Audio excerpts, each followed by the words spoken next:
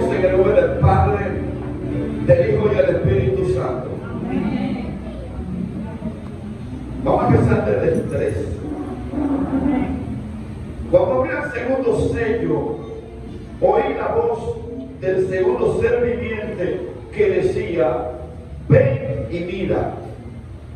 Y salió otro caballo bermejo, y al que lo montaba le fue dado poder de quitar de la tierra la paz, y que se matasen unos a otros, y se le dio una gran espada.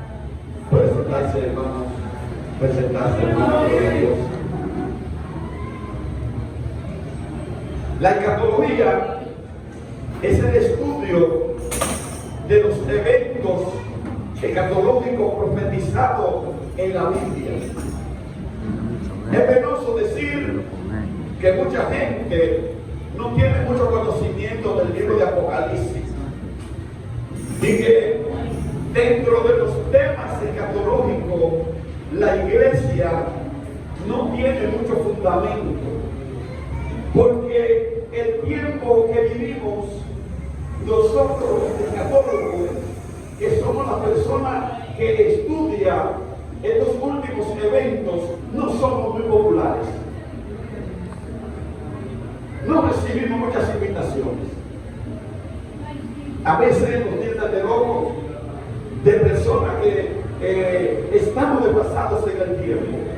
Sin embargo, hay un peso dentro de nosotros para que, sin importar que no nos inviten de una manera u otra, tratamos de llevar el mensaje a los lugares. Porque dice la palabra que el pueblo perece por falta de conocimiento.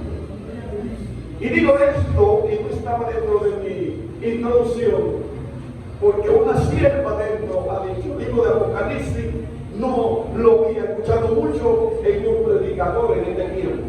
Ese es su inquietud y ese es su pensamiento, y el clásico verdadero. Amén. Por alabar a Dios. Amén. Pero gracias al Señor que aquí hay un varón que no puede dedicar de cada Amén. Amén. Y que hablamos de que Cristo viene y que la profecía se cumplirá y que los tiempos que estamos viviendo son tiempos que aceleran la llegada de nuestro Mesías.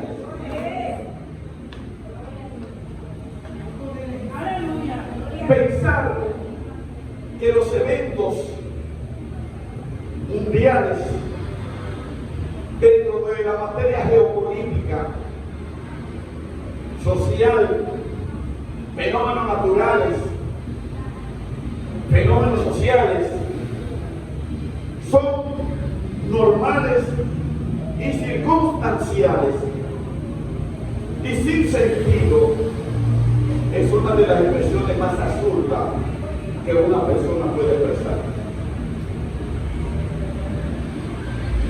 Cuando hablamos de materia geopolítica, nos referimos a lo que preocupa a las naciones en sus relaciones unas con otras.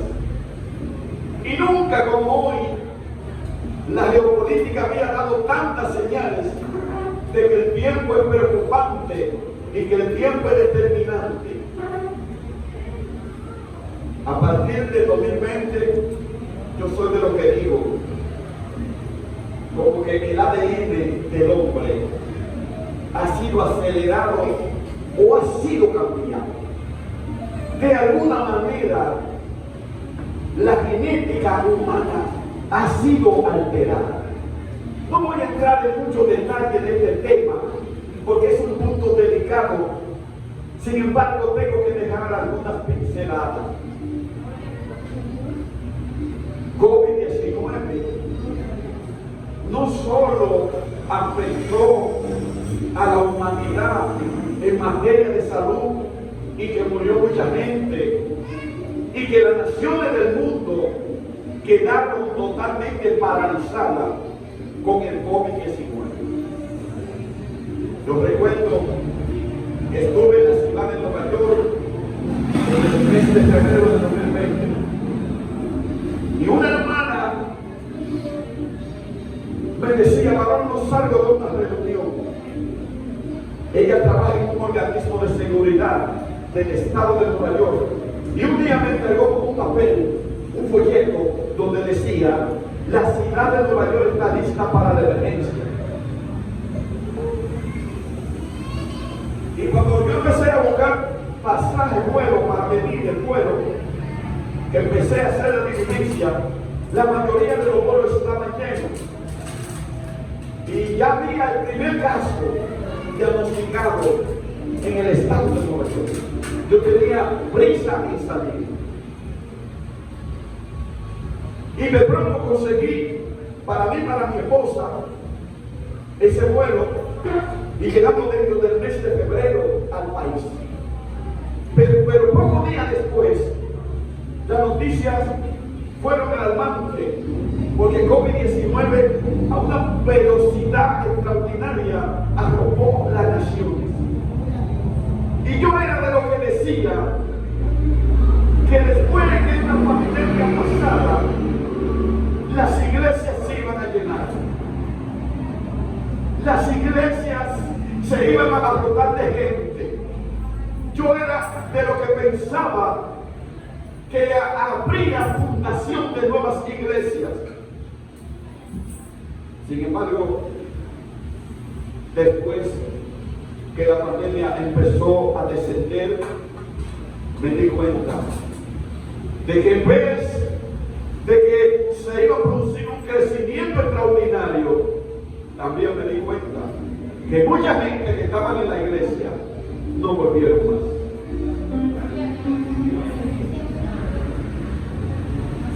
Y este mensaje, que tiene el título Sentencia y Juicio de Dios, quiero que ustedes le presten mucha atención. Quiero que usted reflexione sobre lo que vamos a tratar. Porque seguir viviendo como creyente la vida que estamos viviendo, de personas que para ir a la iglesia hay que permanentemente darle un mensaje, una motivación. Y en algunos casos hay que comprometerlo con una oportunidad, porque si no, no va. Creo que es preocupante. Es preocupante porque lo que se avecina sobre las naciones es extraordinariamente peligroso para la vida del creyente distraído, desconectado de la vida de Dios. ¿Cuánto alabamos al Señor? Y parece ser que la persona no está escuchando la noticia. Parece ser que las personas no están escuchando que cada noticia que está saliendo está hablando de profecía y de cumplimiento bíblico. En Ucrania, ustedes saben que se está llevando una guerra feroz, muy fuerte, y que para Rusia o su presidente Vladimir Putin era un paseo, era una guerra de 2 meses, no más de 2 meses, porque estamos hablando de Rusia, la segunda superpotencia nuclear y con uno de los ejércitos más poderosos. Ucrania no podía llegar hasta aquí en su forma militar ni en el pensamiento de ningún estratega mundial. No había forma. Sin embargo, Ucrania está ahí y está dando la batalla. Y no solo que está dando la batalla, sino que Ucrania está ganando muchos de los episodios de esta guerra. Está dando sorpresa. Sin embargo, hermanos y amigos, la semana pasada, el presidente Vladimir Putin informó que Ucrania estaba preparando una bomba sucia. Una bomba sucia significa una bomba prohibida por las naciones para la guerra. Podría ser inclusive con un contenido nuclear para luego decir que ellos la iban a lanzar, pero es él que intenta lanzarla para decir que fueron ellos que la lanzaron. Pero no sé si usted se ha puesto a analizar que toda la nación en estos momentos están hablando de misiles nucleares, de misiles intercontinentales.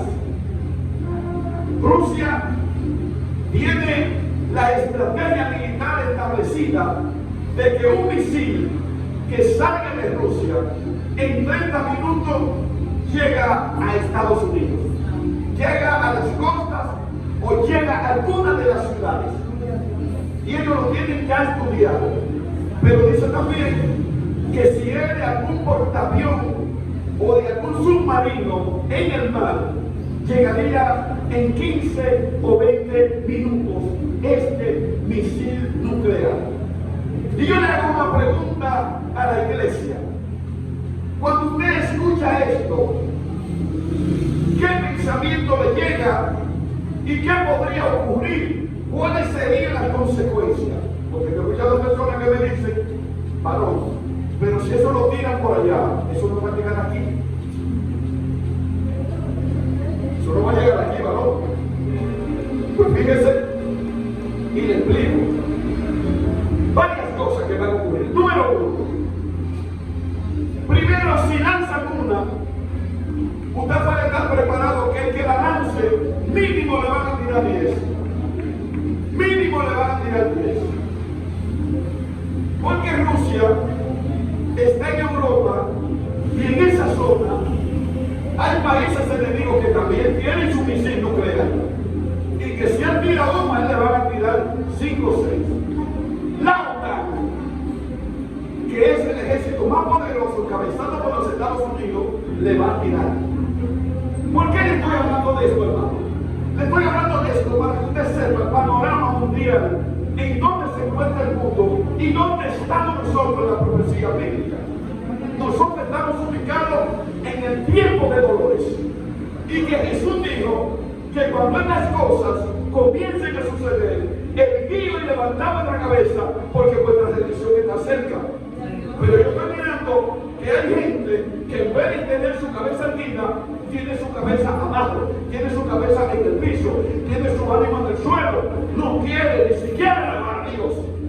Le da brega decir un gloria a Dios, le da brega decir un clamor, le da brega decir mi alma alaba el nombre de Dios. ¿Cuánto lo alaba? Dale un aplauso a Cristo.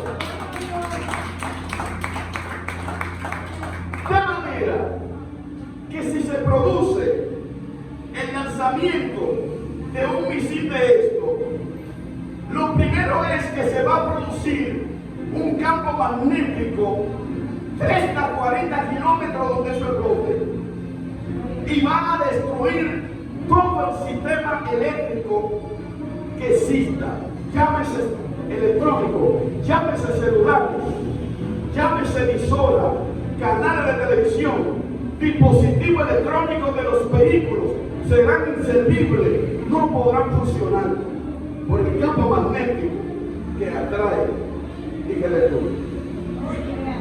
Número 2, en menos de 15 días, la radiación atómica o nuclear va a invadir toda la Tierra, formando una nube, una capa en el aire que va a impedir que el sol llegue a la Tierra, produciendo un invierno en tiempo de verano en la mayor parte de la Tierra. Es decir, habrá países que se congelarán por el frío al no llegar la luz del sol. Ese es el peligro. Otro punto, la mayoría de lo verde se va a quemar, las plantaciones se van a secar.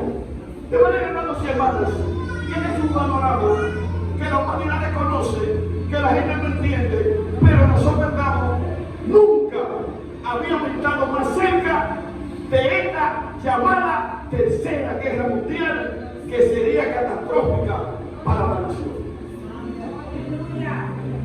Pero ahí estamos, y hay gente que está dormido en las iglesias. Ahí estamos ante este inminente proceso final de los tiempos que mucha gente de la iglesia desconoce.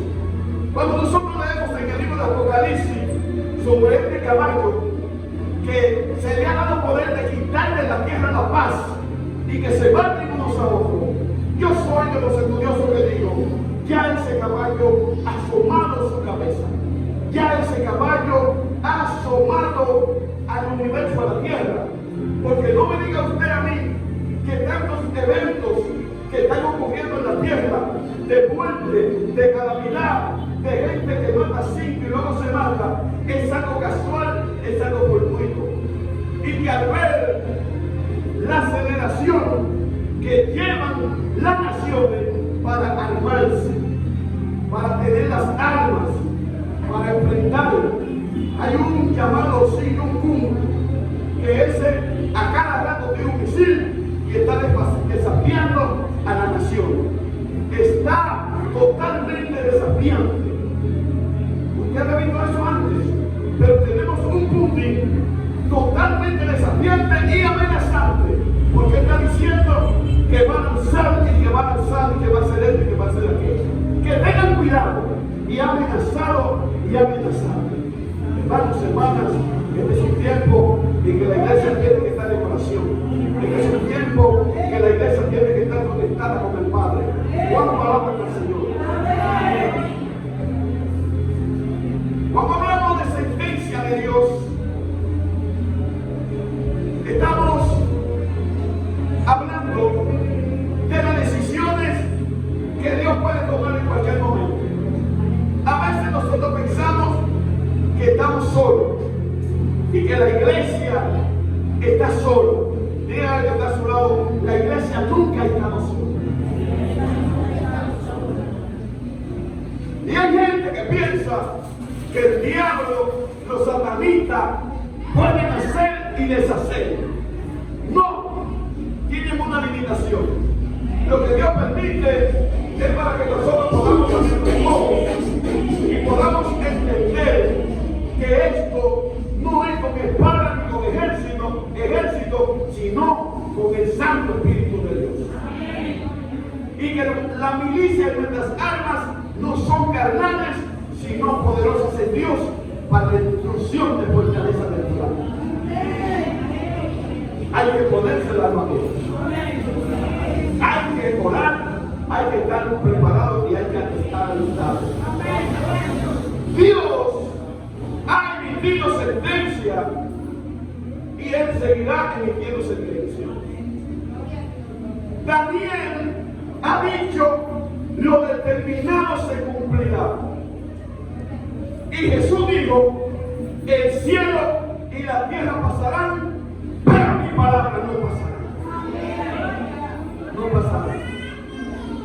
En el libro de Éxodo encontramos una historia de un hombre que Dios escoge para él declarar sentencia sobre Egipto. Ustedes conocen el procedimiento de su llamado.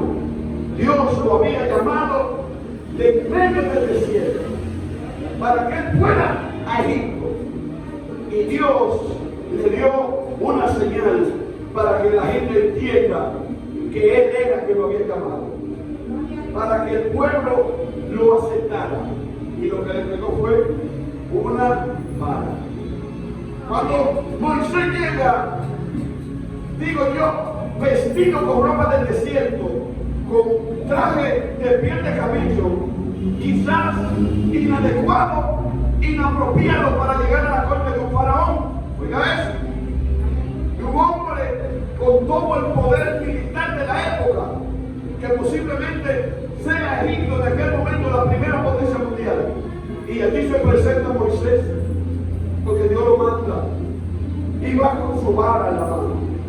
Y me llama la atención que cuando Moisés pone su vara en el suelo, se convierte en una serpiente. Pero los brujos y hechiceros de Faraón también pusieron su vara en el suelo y se convirtió en serpiente. Pero ¿qué ocurrió? La vara convertida en serpiente de Moisés se comió a toda la serpiente de los egipcios. Gloria a Dios. Para Dios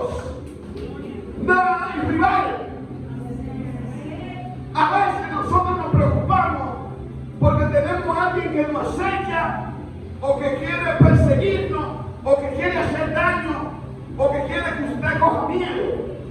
Hay gente que cuando sirven a una entidad espiritual que tiene un altar en un barrio y saben que usted alaba a Dios, quieren como que usted coja miedo. Un día coge un velón negro y salen al frente y hacen una oración, y hay creyentes que cogen miedo. Usted no puede cogerle miedo al diablo. Si usted le coge miedo al diablo, lo último que va a hacer es que le va a bajar los pantalones literalmente en la calle y le va a dar 3 puertas. Pero usted tiene que llenarse de valor de Dios y echar para adelante. No puede nunca coger miedo. Y en ese escenario, Moisés llega donde Faraón y le dice Jehová Dios, deja ir a mi pueblo al desierto para que me adore. Pero Faraón no quiso. Faraón resistió. Porque el enemigo resiste cuando le está atacando. No sé si usted sabía que un satanista coge 3, 4, 5 meses de oración y ayuno para que usted caiga. Y nosotros, cuando estamos orando por un impío, por un descarriado, a la semana abandonamos esa cosa. Yo no sé si usted sabía que un satanista, un hechicero, hace todo tipo de sacrificio con tal de cerrar una iglesia. Hacen ayunos interminables, hacen ceremonia a las 3 y las 4 de la mañana donde nadie lo vea y merodea por los linderos de la iglesia o por los linderos de un siervo de Dios, y lo hacen por meses. Y nosotros, cuando se declara un día de ayuno en la congregación o una actividad de guerra espiritual, muchos no podemos llegar al templo porque tenemos grandes ocupaciones. ¿Cuánto hablamos de Dios? Pero me llama la atención que en medio de todo este proceso, Faraón, dice la palabra, que Dios mismo le endureció el corazón. No era que le era duro, fue que Dios le endureció el corazón para que Él no dejara ir tan fácil al pueblo. ¿Por qué Dios le endureció el corazón a Faraón? Para que no dejara salir al pueblo. ¿Saben por qué? Porque muchas veces nosotros, en medio de un proceso difícil y salimos pronto, luego creemos que fue por nuestra fuerza. Ay, que yo soy una persona demasiado preparada y esa batalla no le va a ganar de todas formas. Y por ahí estaba jugando, me estaba ayudando. Y Dios, sabiendo el pensamiento de ellos, de que posiblemente iban a entrar en ese nivel de pensamiento, permitió que el corazón de Faraón se endureciera lo más posible. Y Dios tuvo que permitir que 7 plagas cayeran sobre ellos, como un juicio divino, para Dios demostrar que lo que estaba ocurriendo allí y que la salida de su pueblo era con mano y brazo poderoso de Jehová Dios. Cuando tú estés pasando por un proceso, no ore para que el proceso termine. Pídele fuerza a Dios para que te ayude a resistir el proceso. Porque Dios quiere que tú crezcas espiritualmente y madure para que Dios sea Él mismo que te saque con brazo fuerte de ese proceso. ¿Cuántas palabras del Señor?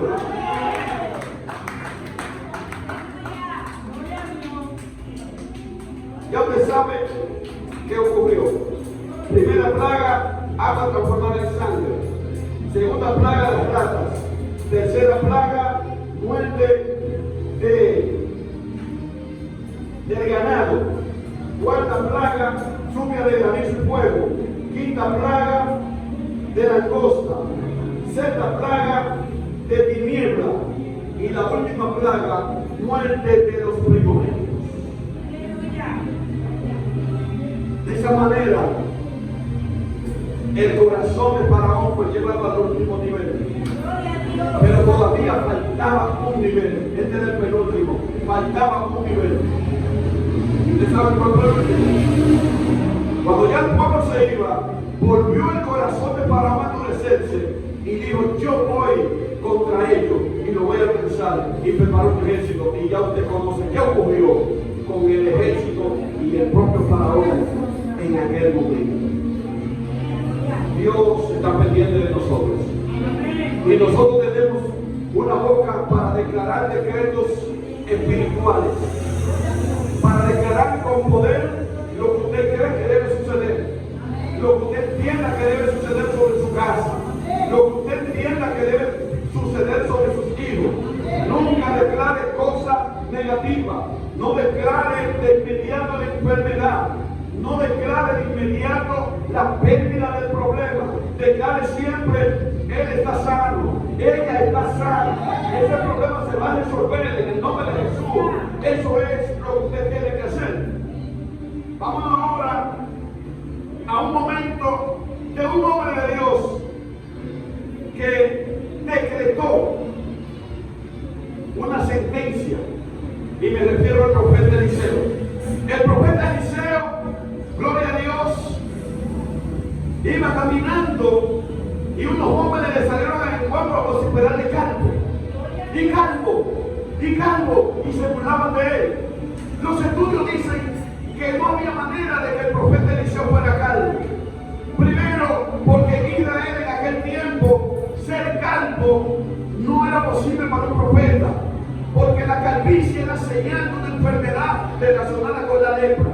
Número dos, no había forma de que los jóvenes que no lo conocían entendieran e interpretaran que él era calvo sin ellos verle la cabeza, porque los profetas en aquel tiempo andaban con su cabeza protegida, andaban con una vestimenta que le cubría prácticamente toda la cara. Ellos no podían saber que él era calvo. Sin embargo, los estudios dicen que estos muchachos se estaban burlando de él porque él iba a subir al monte de oración, él iba a subir al monte a orar, y ellos quisieron importunarlo, ellos quisieron burlarse de él, porque ellos no tenían los conocimientos de Dios, o tenían otro conocimiento y lo rechazaban.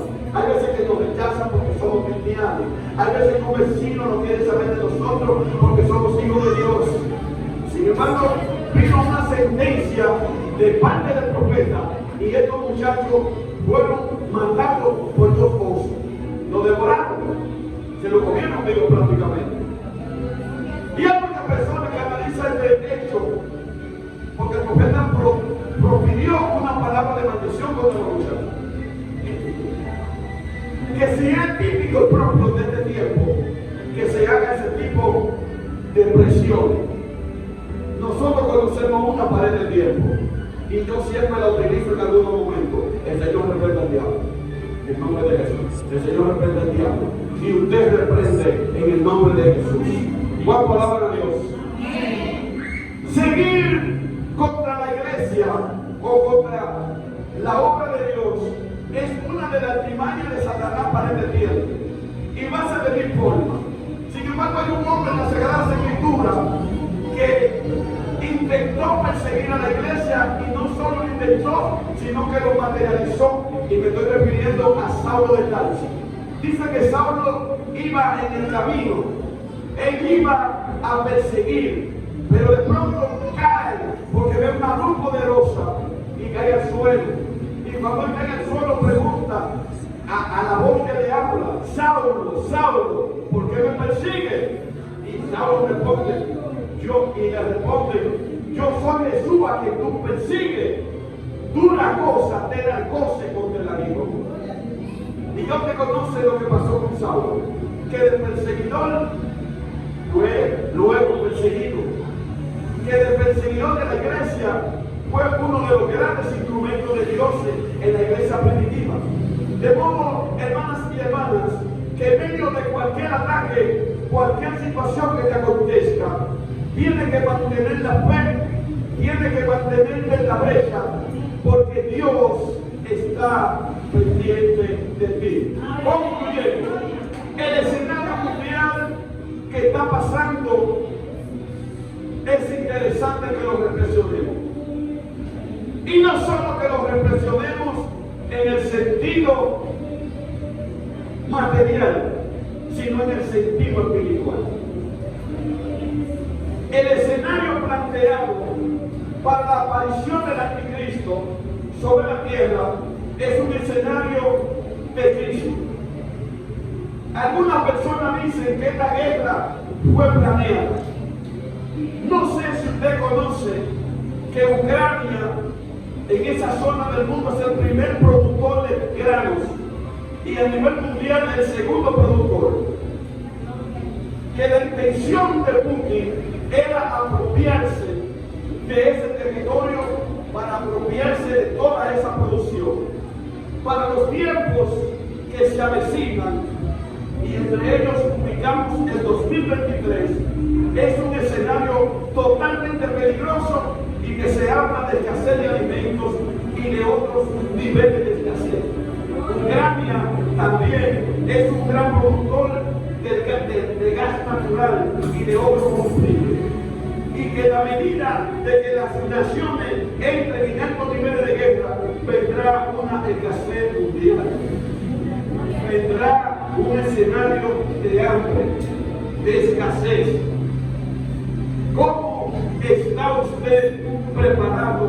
Pero no para enfrentar la escasez mundial, porque yo soy de lo que digo, el último plátano que haya se lo come la iglesia. Amén. Dios es nuestro proveedor. Pero ¿cómo está tu fe? Si el escenario mundial que se pinta es para que aparezca el anticristo, ¿cómo está tu vida espiritual? Porque si estamos hablando que va a entrar en el escenario del anticristo, es porque la iglesia va a ser levantada. Porque hay gente que dice que vamos a pasar la gran tribulación aquí. Hermanas, nosotros no vamos a pasar la gran tribulación aquí. Cristo va a levantar su iglesia. La iglesia va a ser levantada. El escenario ya se está plantando. Tenemos que despertar la iglesia. Tenemos que sacudirnos. Tenemos que activar con Dios. Tenemos que levantarnos. No podemos seguir dormidos. El mundo avanza hacia ese escenario. El anticristo está a punto de aparecer. Pero si él está a punto de aparecer, es porque el levantamiento de la iglesia está más cerca. Cristo viene a buscar su pueblo. Cristo viene a buscar su iglesia. Hay que despertar. Bueno, iglesia hay que despertar. Tenemos que batallar. Porque el escenario, después que la iglesia salga con las 7 trompetas, porque yo soy de lo que digo que los 7 sellos plantados aquí en este capítulo 6 de Apocalipsis está bien avanzado. Está bien avanzado. Y es necesario que el pueblo conozca los eventos de la Biblia, especialmente del libro de Daniel y el libro de Apocalipsis. Las 70 semanas, como la llama Daniel, a este escenario de la gran tribulación, son para Israel. Son para Israel. La iglesia no es Israel. La iglesia tiene que ser levantada. La iglesia va a ser levantada de este mundo. Y cuando ya la iglesia salga de este mundo, se planteará un escenario de los juicios de Dios. De los juicios de Dios.